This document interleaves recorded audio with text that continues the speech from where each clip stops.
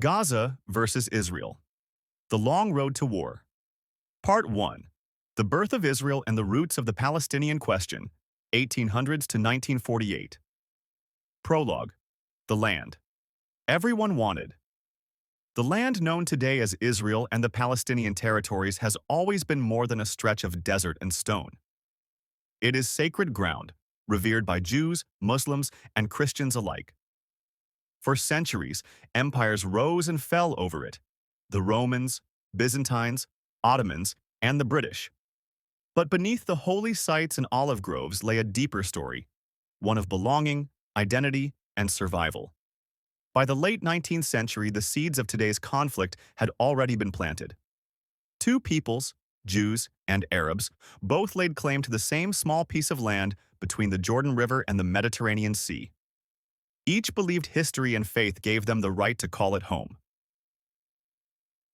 The Zionist Dream. The modern conflict traces its roots to the Zionist movement, which emerged in Europe in the late 1800s. For centuries, Jews had lived scattered across the world, often facing persecution. Pogroms in Eastern Europe and the rise of anti-Semitism in the West pushed many Jewish thinkers to one conclusion: the Jewish people needed their own homeland.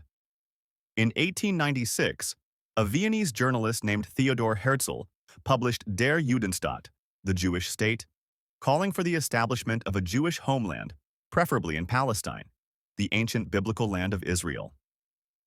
Herzl's idea quickly gathered momentum. In 1897, the first Zionist Congress was held in Basel, Switzerland, uniting Jewish leaders under a common goal: to secure a home for Jews in Palestine through diplomatic and political means. At that time, Palestine was not a state, but a province of the Ottoman Empire, inhabited mostly by Arabic-speaking Muslims and Christians, with a small Jewish minority, around 5% of the population. Most local Arabs viewed the Zionist movement with suspicion, seeing it as a foreign colonial project backed by European powers. World War I and the British Promise.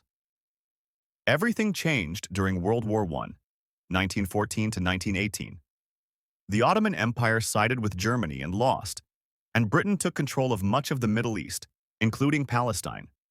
In 1917, Britain issued the Balfour Declaration, a letter from Foreign Secretary Arthur Balfour to Jewish leader Lord Rothschild, promising British support for the establishment in Palestine of a national home for the Jewish people. To Jews worldwide, it was a sign of hope, an official endorsement of their dream. But to Palestinian Arabs, it was a betrayal. At the same time, Britain was making promises to Zionist leaders. It had also secretly promised Arab leaders independence if they helped fight the Ottomans. Both groups felt entitled to the same land. When the war ended, the League of Nations granted Britain the mandate for Palestine in 1920, making Britain the official administrator of the region.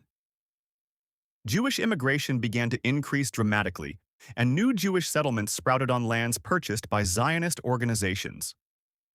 Tensions rise. Arabs and Jews collide. By the 1920s and 1930s, tensions were boiling. Thousands of Jews fleeing persecution in Europe, especially from Nazi Germany, arrived in Palestine. The Jewish population rose from about 80,000 in 1918 to nearly 500,000 by the late 1930s. To the native Arab population, this felt like an invasion. They feared losing their land, culture, and majority status. In 1936, Palestinian Arabs launched a major uprising known as the Arab Revolt, demanding an end to Jewish immigration and British rule. Britain responded with harsh military crackdowns, mass arrests, and executions. By 1939, on the eve of World War II, Britain issued the White Paper, limiting Jewish immigration to 75,000 over 5 years. A move meant to calm Arab anger, but which deeply angered Zionists, especially as Jews were being hunted across Europe by Nazi Germany. The Holocaust and the moral argument. The Holocaust during World War II changed everything. 6 million Jews were murdered in Nazi concentration camps, an atrocity that shocked the world and forever altered global opinion. Survivors, homeless and traumatized, began flooding British-controlled Palestine. The Zionist argument for a secure Jewish homeland became not just political but moral.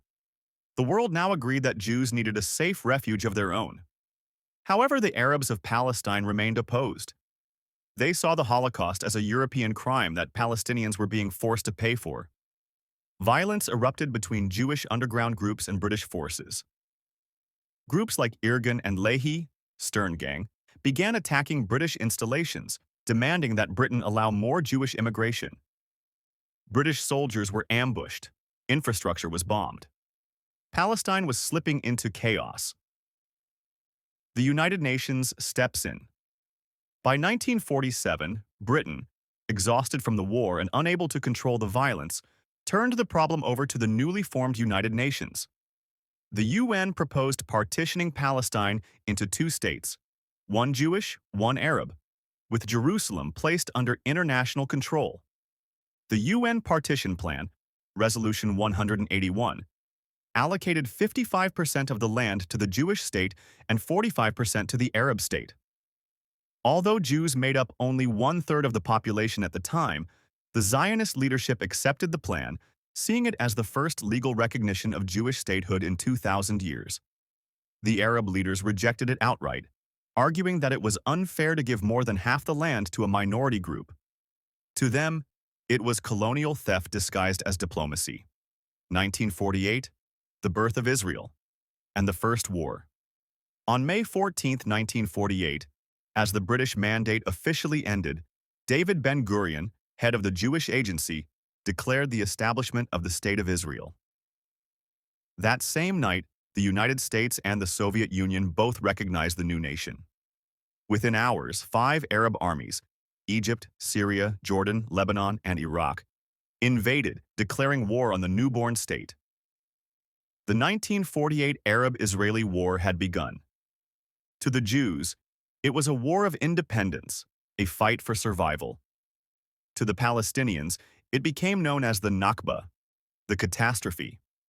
During the war, more than 700,000 Palestinian Arabs fled or were expelled from their homes, becoming refugees in Gaza, the West Bank, Lebanon, Syria, and Jordan. Over 400 villages were destroyed or depopulated. When the fighting ended in 1949, Israel had not only survived, it had expanded, controlling 78% of historic Palestine. The rest, the West Bank, including East Jerusalem, was taken by Jordan, and the Gaza Strip fell under Egyptian control. No Palestinian state was created. The refugees were not allowed to return, and the Arab world vowed never to recognize Israel. Epilogue: the wounds that never healed. The War of 1948 didn't end the conflict. It only froze it. The Palestinians were left stateless, scattered, and angry. The Jews had a nation but were surrounded by hostile neighbors who wanted to destroy it. Gaza, a narrow coastal strip crowded with refugees, became a symbol of Palestinian exile, a place of waiting, bitterness, and growing militancy. In the years to come, Gaza's story would become central to the struggle, a small but explosive corner of the Middle East where generations would live under occupation, siege, and endless war.